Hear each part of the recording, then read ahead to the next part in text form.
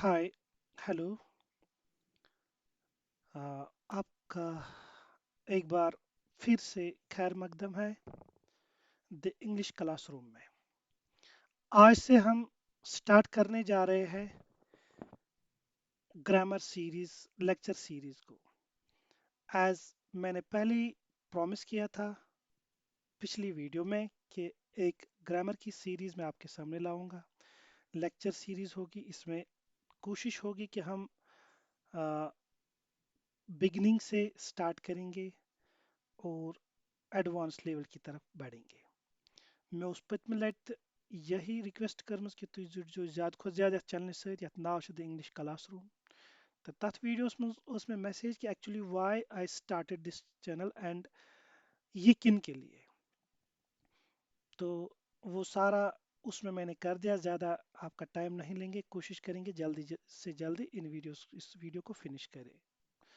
तो हम स्टार्ट करने से पहले, ग्रामर का पहला लेक्चर शुरू करने से पहले, गोडनुक लेक्चर स्टार्ट करने ब्रो कथ में यदत कह चीज तह ब्रोकन अनमित गोड वुचो तुम क्या important guidelines grammar from basic to advance. कोशिश करो हेचो स्टार्ट पे बिगिनिंग करो कुन क्या कि अक्सर बच गसान परेशान कि तुम ग्रामर हेचान तुम कत पे करो सर स्टार्ट। तो इम्पॉर्टेंट है कि आपके जो बेसिक्स है वो क्लियर होने चाहिए। तय गो गोथी बेसिक गसन क्लियर, सह इम्पॉर्टेंट। मे बी अगर बे एडवांस लेवल हूं बोजान या बे बच तमिस थोड़ा बहुत ग्रामर पता तमिस बासी बोरिंग, मगर आपने स्टार्ट करना है। जो भी चाहे 10 लेक्चर के बाद या 20 लेक्चर के बाद वो जुड़े हमसे या इस चैनल पे आ जाए और वो वीडियो देखे पत उस वीडियो। तो उसके जहन में ये नहीं होना चाहिए कि मैं यहाँ से स्टार्ट करूँ, उसके जहन में ये होना चाहिए कि अगर मुझे कुछ समझना है, सीखना है, तो मुझे पहले वीडियो से स्टार्ट करनी है। सो हम बेसिक से एडवांस की तरफ पढ़ेंगे। हाँ, दूसरी यही थी कि आपको सीक्वेंस में देखने वीडियो बह कर कोशिश लेक्चर सीक्वेंस में आन ताकि तह गि मिस कह चीज बेस पे मन अगर तुम वो तुम करो स्टार्ट वीडियो क्या पे वार प्ले लिस्ट तथ मज तुम वो गोडनुक video first. You have to start from the very first video. No notes PDFs, कोई ना तो वीडियो आपके साथ में ना तो पीडीएफ शेयर करूंगा ना कोई नोट। वो आपने खुद बनाने, मेहनत करनी। अगर आपने कुछ सीखना है, अगर आपको फ्री में कुछ मिल रहा है बट आपने उसकी रिस्पेक्ट करनी है, आपने खुद से भी मेहनत करनी है। आपने खुद मेक योर ओन नोट्स, आपने अपने नोट्स बनाने हैं। ये कुछ चीज़ें थी आपके साथ शेयर की। और दूसरी एक इम्पॉर्टेंट रिक्वेस्ट है कि आप सब्सक्राइब करें इस चैनल को और शेयर करें, दूसरों तक पहुंचाएं। नाउ एक इम्पॉर्टेंट चीज़ हम शुरू करने जा रहे हैं। आपकी स्क्रीन पे पहले एक आइस ब्रेकर चैलेंज लेते हैं। आप इन सेंटेंस को अच्छे से देखो बेटा। हाँ, 3 सेंटेंसेस मैंने लिखे हैं, आपकी स्क्रीन पे है, क्लियर है। आपने क्या करना है, आपने सबसे पहले इनको रीड करना है, वीडियो को पॉज करना है और इनको ब्रेक डाउन करना है। मीन्स आपने इन हर एक सेंटेंस के हर वर्ड को ये बोलना है, ये लिखना उनके आगे कि वो कौन सा पार्ट ऑफ स्पीच है। कशिर पे वन वीडियो वुचन, पॉज कर सेंटेंस लेखन, देन उसके बाद इनके पार्ट्स ऑफ स्पीच लिखने हैं। इस कोशिश करें, देन उसके बाद स्टार्ट करना है। ताकि मुझे पता है ना by the end of this video you will definitely solve this puzzle easily. आप आराम से इसको कर पाओगे और कुछ पहले भी कर पाएंगे, उसमें कोई शक नहीं है। बट जो नए बच्चे हैं, जिनका बेसिक्स ठीक नहीं है, जो सीखना चाहते हैं, तो एक ट्राई करें, फिर आगे बढ़ते हैं। ओके, उम्मीद है आपने किया होगा। अब जिसने जैसे किया वो ऐसे ही रखे। अब आगे स्टार्ट करते हैं। आज से हम पार्ट्स ऑफ स्पीच स्टार्ट करते हैं। गोड वन बकशर पे या समझो गोड पार्ट्स ऑफ स्पीच क्या है, what actually they are. Parts of speech अगर इस वुचो in English grammar there are 8 parts of speech. यत करवा कंफ्यूजन नौ, नो डाउट नौ है, मॉडर्न ग्रामर कहता है नौ है, कोई टेंशन नहीं। हम 8 पढ़ेंगे और जो नौवा है आर्टिकल्स वो भी मैं उन्हीं 8 ही में से पढ़ाऊंगा। कोई इशू नहीं है, आप 9 लिखो या 8 लिखो, आपसे कोई गलती नहीं होगी, ना कोई गलती मेरे से अभी हुई। हम 8 parts of speech and we will learn them one by one, thoroughly, deeply, but in this session यह वीडियो में यह 10-15 मिनट वीडियो यथ मज बेसिक्स यथ मज जनरल ओवरव्यू तमाम पार्ट्स ऑफ स्पीच। मैं उन गणित से मैं को गणित यार कि कुछ बच्चों को ऐसा लग रहा है क्या पढ़ा रहे हैं सर, ये तो पता है ग्रामर नाउन क्या होता है, बट कुछ बच्चे ऐसे हैं इस प्लेटफॉर्म के साथ जिनका भी बेसिक्स क्लियर नहीं है, जिनको भी अच्छे से पता नहीं है पार्ट्स ऑफ स्पीच कितने हैं क्या है। तो उनके लिए मैंने ये वीडियो लाई, आप भी देख सकते हो वो भी देख सकते हैं, क्योंकि थोड़ा बेसिक जब क्लियर हो जाए देन वी विल, मैंने अभी कहा कि मैं हम हर एक को डीपली पढ़ेंगे, थारोली पढ़ेंगे, वन बाय वन हर एक आने वाले लेक्चर्स में। तो ये गोडनुक टॉपिक यूज आज सच पार्ट्स ऑफ स्पीच। तो building blocks of English grammar इनको कहते हैं बिल्डिंग ब्लॉक्स। आपको कोई इमारत तामीर करनी है तो उसके लिए आपने बहुत सारी चीज़ें इकट्ठा करना है, आपने कुछ कोई चीज़ बनानी है, आपने कुछ पकाना है तो उसके लिए आपको बहुत सारी चीज़ें चाहिए। फॉर एग्जाम्पल भी दिमाग एग्जाम्पल तभी समझाया था। आप एक गाड़ी की मिसाल लो। एक गाड़ी है उसमें बहुत सारे हम कहेंगे अंग होते हैं, बहुत सारी चीज़ें होती है, पार्ट्स होते हैं, एसेसरीज होते हैं जो मिलकर गाड़ी को बनाते हैं। अब जब ये सारी चीजें आपस में जुट जाती फिर गाड़ी चल पड़ती। ऐसी इंग्लिश जुबान है, ऐसी ये जो जुबान है जो हम सीखने जा रहे हैं, इसमें सबसे पहले आपने बेसिक्स क्लियर करना, और बेसिक्स में आपके पाल पार्ट्स ऑफ स्पीच आते हैं। जब आप उनको अच्छे से अंडरस्टैंड कर पाओगे तब जाके आप एक सेंटेंस बोल पाओगे, एक पैराग्राफ लिख पाओगे, एक ऐसे लिख पाओगे, या एक बुक लिख पाओगे। मकसद चिकित तो सेंटेंस लिखित अंडरस्टैंड करित या बोलित, तो उसके लिए ये इम्पोर्टेंट है। सो भवन, what are parts of speech? Parts of speech are categories of words based on their use in a sentence। वो तय कहा था कि ये तो एक सेंटेंस बना अथ मज मुख्तलिफ अल्फाज इस्तेमाल करा, तो तमन अल्फाजन हूँ पानवे ये मिलाप अमनी से वना पार्ट्स ऑफ स्पीच। तमन चाक रोल, मैंने कहा ना गाड़ी के मुख्तलिफ पार्ट्स है, एक पार्ट एक काम करता है, दूसरा पार्ट दूसरा काम, तीसरा पार्ट तीसरा काम करता है, और ये मिलकर गाड़ी को चलाते हैं। इन द सेम वे जब ये पार्ट्स ऑफ स्पीच मिल जाते हैं ये एक सेंटेंस बनाते हैं, ये एक पैराग्राफ बनाते हैं, और ये जो आपने कहना होता है, जो आपने समझना होता है, जो आपने लिखना होता है उसको मीनिंगफुल बना देता है। हाँ, दे show what a word does, क्या करता है ये हमें पार्ट्स ऑफ स्पीच दिखाता है। How a word is used, किस तरह इसको इस्तेमाल किया गया है। Tells what why a word is important, कि ये क्यों इंपॉर्टेंट, ये सारी चीजें हमें पार्ट्स ऑफ स्पीच दिखाता है। मगर ये कर स्टार्ट इस पको ब्रुकुन तु पता बन गड वुचु ये स्लाइड तु पता देयर आर मैंने 8 पार्ट्स ऑफ स्पीच लिखे, noun, pronoun, verb, adjective, adverb, preposition, conjunction, interjection. Noun, pronoun, verb, adjective, adjective, adverb, preposition, conjunction, interjection, ये 8 पार्ट्स ऑफ स्पीच है। अब फॉर एग्जांपल तय वनो कह इंसान कह टीचर कह करो क्वेश्चन, सीधी होता है अख वर्ड पद भी उनसे पार्ट ऑफ स्पीच। तो आपका आंसर क्या होगा, आप पास करके सोच कर बता दीजिए। फॉर एग्जाम्पल मैंने एक वर्ड बताया फास्ट। फास्ट एक लफ्ज इंग्लिश में FAST फास्ट।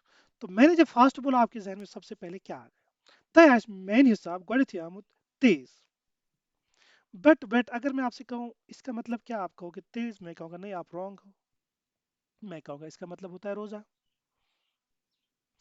तो हम तब तक एक वर्ड का पार्ट ऑफ स्पीच डिफाइन या बता नहीं सकते जब तक ना हम उस वर्ड को किस कंटेक्स्ट में इस्तेमाल किया है।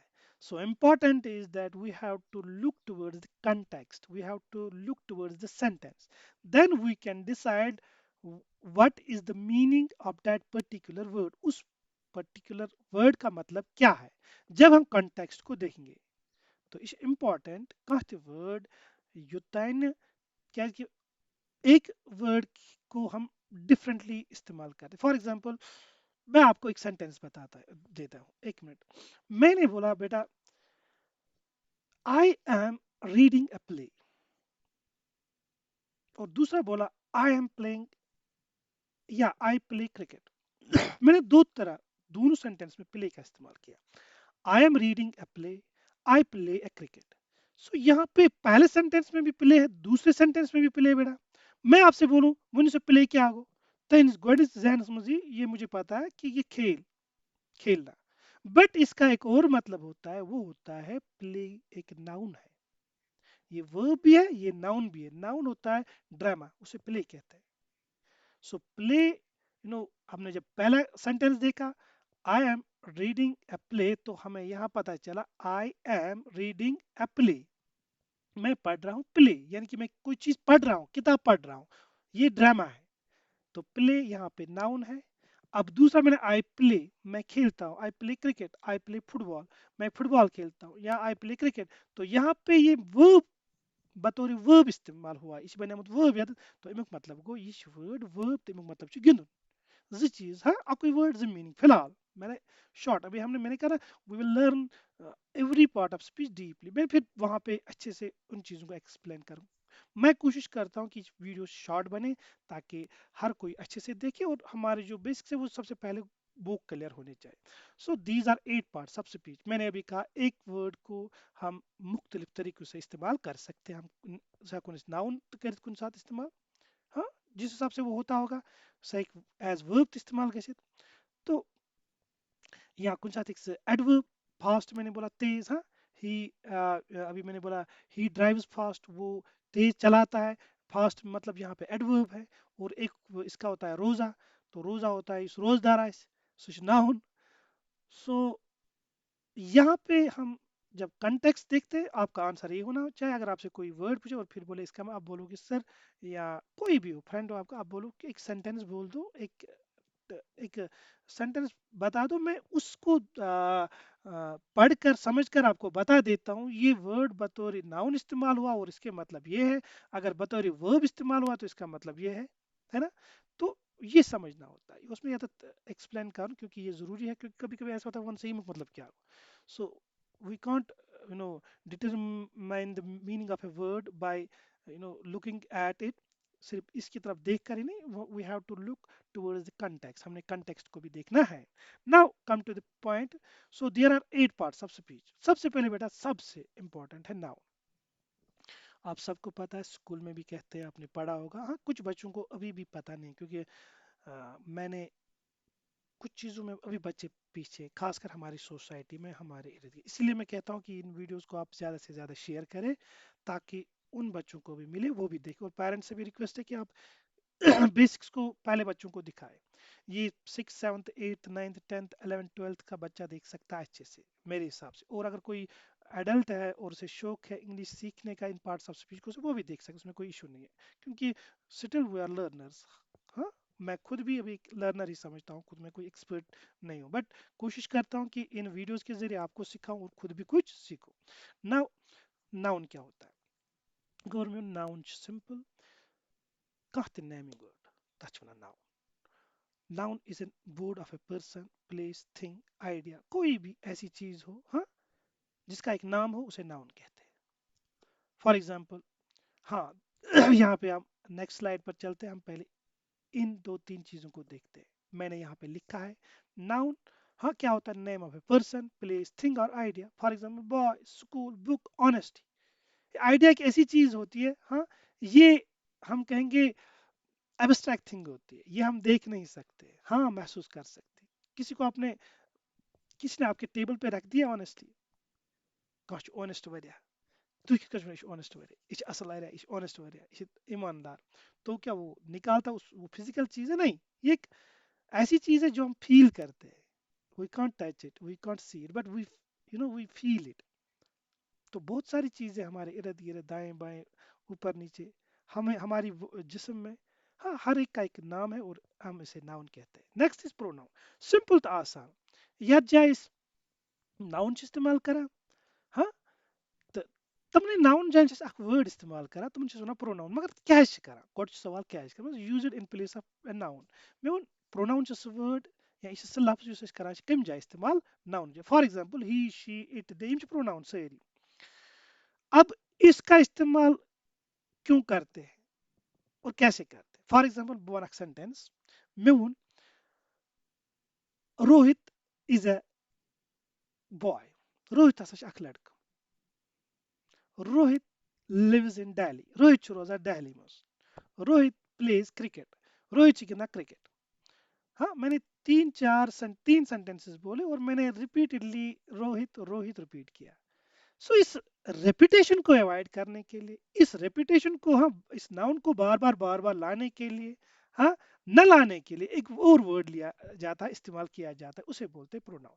फॉर एग्जाम्पल मैंने भी बोला Rohan is a boy, okay, यहाँ पे पता चला रोहन एक लड़का है। रोहन प्लेज क्रिकेट, अब हम रोहन लड़का है तो हम रोहन की जगह ही लगाएं, क्योंकि ही मेल जेंडर्स के लिए लगता है, तो हमने ही इस्तेमाल किया। हमने बोला Rohan is a boy, he plays cricket, वो क्रिकेट खेलता है। ही लिव्स इन दिल्ली, वो दिल्ली में रहता है। He is an honest boy, वो एक ऑनेस्ट ईमानदार लड़का है। तो अब हमने ही लगाना शुरू कर दिया। अब उस रेपिटेशन को रोहित रोहित या रोहन रोहन या किसी के नाम को बार बार लाने के बजाय हम एक और लफ्ज इस्तेमाल करते, उसे बोलते pronoun. So this is very simple.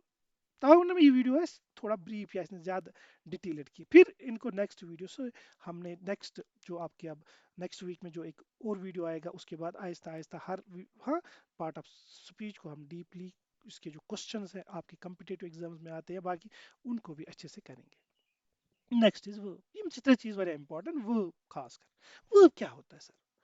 हाँ, वर्ब होता है जो हमें एक्शन दिखाए या स्टेट ऑफ बीइंग, दो चीजें यहाँ पे लिखी हुई है। बहुत अच्छा कंसेप्ट, वो बहुत इंपॉर्टेंट है आपके लिए, क्योंकि वर्ब से ही बाकी सारा ग्रामर इतना ही है ना, आठ पार्ट्स ऑफ स्पीच इतना ही है। अब रह गए टेंसेस, अब रह गए नरेशन, हाँ, वो सारा इसी में आ जाता है वर्ब। तो यही है, बस ये क्लियर हो गई ये सारी चीजें, तो सारा ग्रामर क्लियर होगा। सो वर्ब क्या होगा? वर्ब को एक्शन है। फॉर एग्जांपल मैं आई रन वेरी फास्ट, तो इस सेंटेंस में मैंने कहा आई सब्जेक्ट है, रन वर्ब है, आई रन वेरी फास्ट, बहुत तेज दौड़ रहा हूँ। अब एडजेक्टिव एडवर्ब उनको फिलहाल छोड़ो, फिलहाल हम ये दो चीजें देखेंगे। आई रन जो है ये फिलहाल यहाँ पे इस्तेमाल हुआ, आई रन फास्ट या आई रन वेरी फास्ट। मैंने बोला आई रन फास्ट या आई रन वेरी फास्ट। अब इन सेंटेंस में एक लफ्ज इस्तेमाल हुआ, सब्जेक्ट तो आई है, उसके बाद वर्ब इस्तेमाल हुआ है।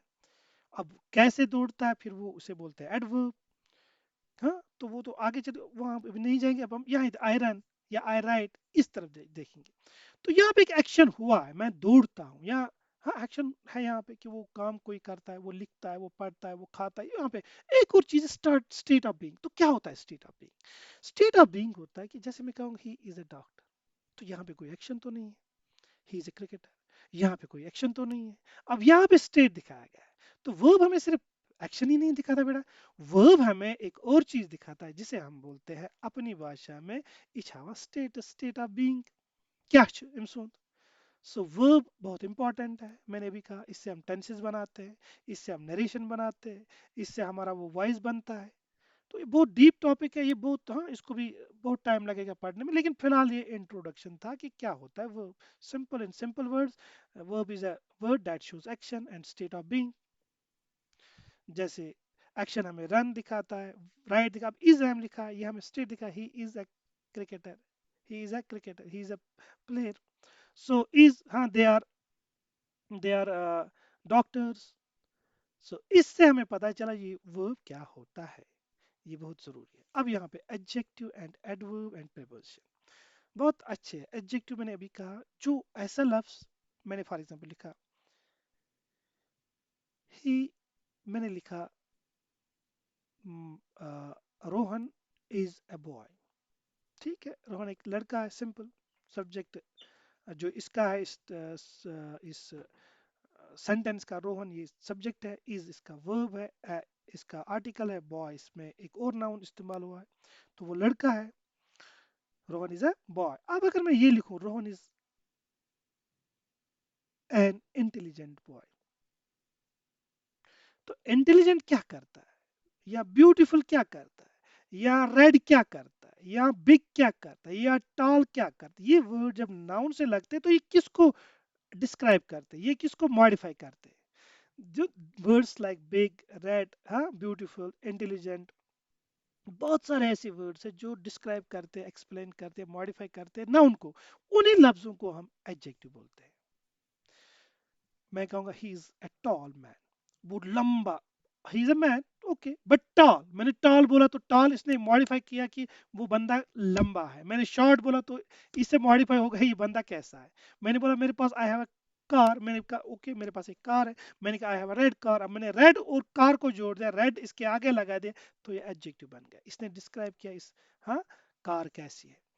इसी तरह से जितने भी वर्ड आपके सामने आए एक सेंटेंस में और वो नाउन के साथ जुड़े होंगे और नाउन को डिस्क्राइब कर रहे होंगे, ये जरूरी नहीं कि वो उसके आगे आए, कुछ ऐसे, हाँ, वो आगे चलकर मैं बताऊं, यहाँ पे लंबा हो जाएगा, तो उन उसको हम बोलते हैं एडजेक्टिव, जो डिस्क्राइब करे, मॉडिफाई करे नाउन को।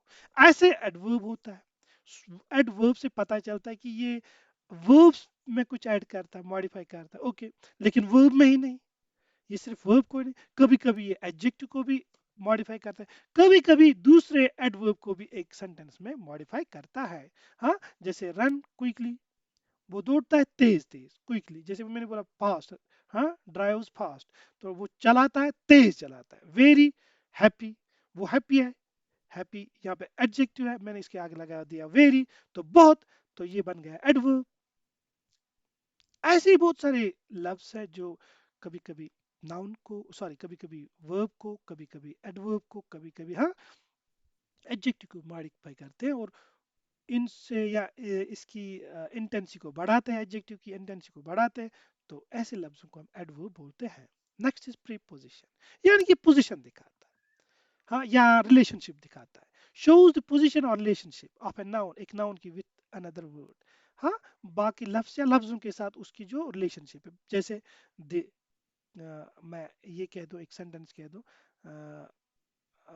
या the pen is on the, sorry, the ball या the mobile phone is on the table, ये मोबाइल फोन कहाँ है, ये table, on the table, table पर है, हाँ, जैसे यहाँ पे लिखा है इन द रूम, रूम में है, on the table, on the table, table पे है, अंडर द चेयर, चेयर के नीचे, तो इसने पोजीशन दिखाई।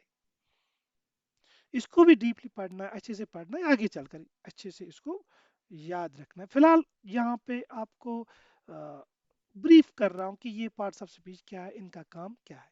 तो यहाँ पे हमें प्रिपरेशन का पता चला कि ये पोजीशन दिखाता है, हाँ, या रिलेशनशिप दिखाता है नाउन की बाकी लफ्जों के साथ। सो नेक्स्ट आपकी स्क्रीन पे है, इट्स कंजक्शन एंड इंटरजेक्शन। बहुत आसान है, ज़्यादा डिफिकल्ट नहीं है। कंजक्शन समझे, दो, एक ऐसा लफ्ज जो दो चीज़ों को जोड़ देता है, फॉर एग्जाम्पल दो वर्ड्स को जोड़ देता है, फ्रेजेस को जोड़ देता है और सेंटेंसेस को भी जोड़ देता है। अब यहाँ पे फ्रेजेस क्या होते हैं, सेंटेंसेस, वर्ड्स क्या होते हैं, तो ज़्यादा डीप ना जाए, सिंपली मैं बताऊँ, एक फ्रेज आप समझिए कि फॉर एग्जाम्पल यहाँ पे एक सेंटेंस लिखा, Ali and Ahmed are friends. Ali Ahmed दो दोस्त हैं, दोस्त, आर फ्रेंड्स, फ्रेंड्स। अब इनको एक वर्ड ने जोड़ा है, अली और अहमद को, एंड ने जोड़ा है, तो एंड ने दो लफ्ज को जोड़ा, दो लफ्जों को जोड़ा और एक सेंटेंस बन गया, मुकम्मल हो गया। Okay, Ali and Ahmed are friends. अब ऐसे एक और सेंटेंस है, आई वॉज टायर्ड, मैं थका हुआ था, ये एक सेंटेंस है। आई फिनिश्ड माई वर्क, मैंने काम फिनिश किया, ये एक और सेंटेंस है। अब इन दो सेंटेंसेस को जोड़ना है, तो एक मैंने बीच में सीधे एक वर्ड लगा दिया बट, तो ये बट बन गया कंजक्शन, इसने दो सेंटेंसेस को जोड़ दी। सेंटेंस आपको पता है, group of words which gives complete meaning, okay, ये आपको पता है। आई वाज टायर्ड, ये भी कंप्लीट सेंटेंस दे रहा था। आई फिनिश्ड माय वर्क, मैंने काम फिनिश किया है, तो ये भी एक मुकम्मल। अब एक वर्ड आगे जोड़ दिया, फुल स्टॉप्स को हटा दिया और एक ही सेंटेंस बना दिया, दो सेंटेंस को एक ही बना दिया। अब फ्रेजेस क्या होता है, यहाँ भी बताया तुमको बेटा। फ्रेज होता है group of words which conveys meaning but not complete. ऐसे कुछ ग्रुप ऑफ वर्ड्स होते हैं जिनकी मीनिंग होती है, बट वो हम उनको सेंटेंस नहीं कह सकते या उनको हम क्लॉज नहीं कह सकते, क्योंकि उसमें सिंपली एक वर्ब नहीं होता है या उसमें वो पूरा मतलब नहीं दे पाता। फॉर एग्जांपल, मैं अभी मैंने कुछ प्रिपोजिशन दिखाया आपको, पिछले स्लाइड में आपने देखा होगा, तो हम जैसे मैंने कहा इन द रूम, तो ये एक प्रिपोजिशनल फ्रेज बन जाता है, in the room, on the table, ये, या इन द एयर। तो ऐसे फ्रेजेस, ये ऐसा ग्रुप ऑफ वर्ड है जिसका मतलब तो लेकिन पूरा नहीं है। इन देयर ये क्या होता है, इन द रूम क्या है, मतलब क्या लिखा है, कौन है, पूरा मतलब नहीं है। सो इन इन ग्रुप ऑफ वर्ड्स को हम कहते हैं फ्रेजेस। अभी क्लॉजेस है, बाकी चीजें वो आप आगे चलकर मैं डेफिनेटली इंशाल्लाह बकर कोशिश की गई असल पर सॉरी का सुन अंडरस्टैंड।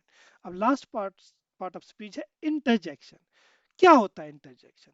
सिंपल। जब भी हम उदास होते, जब भी हमें बहुत ज्यादा खुशी मिलती है, जब भी हम ज्यादा गम ज्यादा होते, तो हमारे मुंह से कुछ अल्फाज निकलते, अश्क की आवाज नहीं आ रहा, अचानक उफ खुदा, राम, ओह, क्या, तो ऐसे, हाँ, वाह, खुशी मुझे, हाँ, जब हम ऐसे लफ्ज, हाँ, an interjection express a sudden feeling और इमोशन, तो ऐसे लफ्जों को हम इंटरजेक्शन बोलते हैं। ये वही लफ्ज है, जैसे ओ, आई फॉरगॉट माई बुक, तो यहाँ पे ओ निकला है, इसके आगे मार्क ऑफ एक्सक्लेमेशन है, तो हमने ऐसे चीजों को, इसको पार्ट ऑफ स्पीच मानते हैं, और ये कौन सा पार्ट ऑफ स्पीच है, ये इंटरजेक्शन है।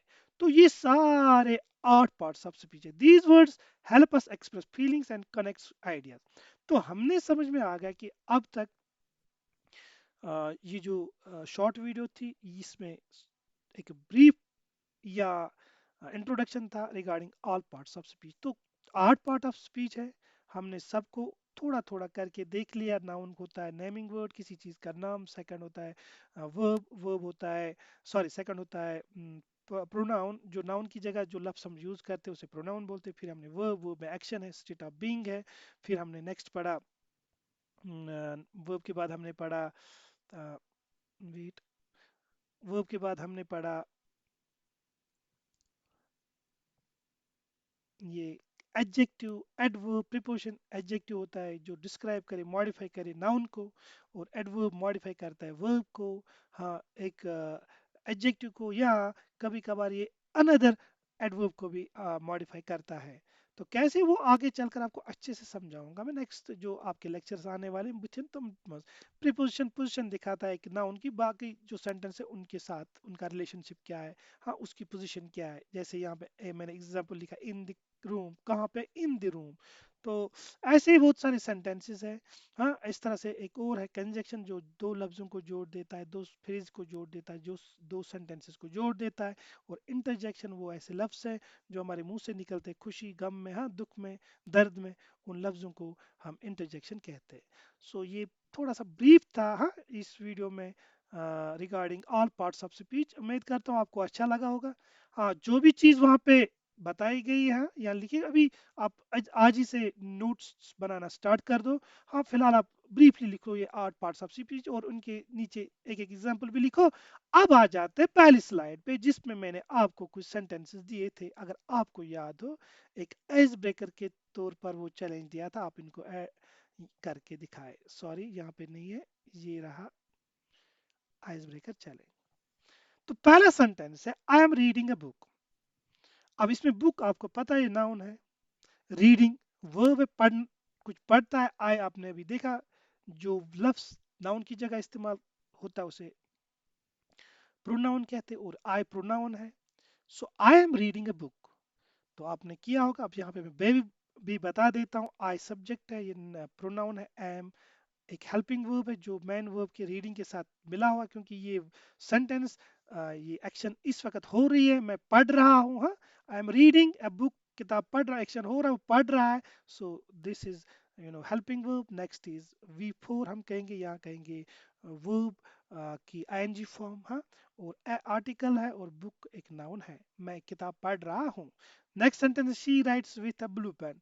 वो, शी, ये भी एक प्रोनाउन है, ये आपने किया होगा। राइट्स एक वर्ब है, और वर्ब की पहली फॉर्म है, और एस वाली, क्योंकि वहां पे शी इस्तेमाल हुआ, और ये सेंटेंस प्रेजेंट सिंपल है। तो she writes with a blue pen, उसकी आदत है किसके साथ लिखने की, ब्लू पेन। विथ है एक प्रीपोजिशन, और a blue pen, blue adjective, and pen इसका नाउन है, और ये प्रीपोजिशनल नाउन पेन है, और इसके साथ आगे ब्लू लिखा है। तो ये आपने किया होगा, इसने मॉडिफाई किया है, कैसा पेन है, ब्लू पेन, तो ये एडजेक्टिव है। नेक्स्ट इज चिल्ड्रन, जो बच्चे हैं, आर प्लेइंग, खेल रहे हैं। ठीक है, यहाँ तक सेंटेंस समझ आ गया। चिल्ड्रन यहाँ पे नाउन है, और वर्ब है, लेकिन हेल्पिंग वर्ब, क्योंकि उसके आगे मैन वर्ब है, प्लेइंग, हाँ, आईएनजी वाला। और इन इसका प्रीपोजिशन है, और प्रीपोजिशन अपने साथ एक ऑब्जेक्ट लेता है या एक नाउन लेता है, उसे पार्क कहते हैं, इन द पार्क। द इसका आर्टिकल है, एक खास पार्क में खेल रहे, इसलिए द लगा है। तो यहाँ पे हर एक पार्ट ऑफ स्पीच समझ आया होगा, होप आपने किया होगा। अब जिसने नहीं किया वो लिख ले। So this was all about all parts of speech. उम्मीद करता हूँ आपको ये लेक्चर अच्छा लगा होगा, और मैंने कोशिश की कि आपके जो बेसिक्स है उनको क्लियर करूं। तो मिलते हैं अगले वीडियो में। और हम अगली जो टॉपिक है यहाँ पे मैं अनाउंस कर दूँ, वो नाउन है। अब उसको थोड़ा गहराई में जाते, अच्छे से पढ़ते, नाउन क्या होता, बाकी चीज़ें वो अब डीपली पढ़ेंगे। हाँ, एक रिक्वेस्ट है कि हमारी इस चैनल को लाइक करें, शेयर करें और खुसूसन सब्सक्राइब करें, और दूसरे बच्चों तक भी इसको पहुंचाएं, इन वीडियोस को। उम्मीद करता हूँ आपको अच्छा लगा होगा ये वीडियो। कोशिश मेरी यही है कि आपको अच्छे से सिखाऊं। नेक्स्ट वीडियो में मिलते हैं। ये ब्रीफ इंट्रोडक्शन था। नेक्स्ट वीडियो में आपका जो पहला वीडियो होगा वो होगा नाउन। और नाउन इन डिटेल पढ़ेंगे, ज़्यादा लंबा बनाने की कोशिश मैं करूँगा। फिर मैं 2-3 वीडियोस में लाऊंगा, कोशिश करूँगा कि छोटा छोटा वीडियो बने और आपको अच्छा लगे। मिलते हैं नेक्स्ट वीडियो में। Till then good bye.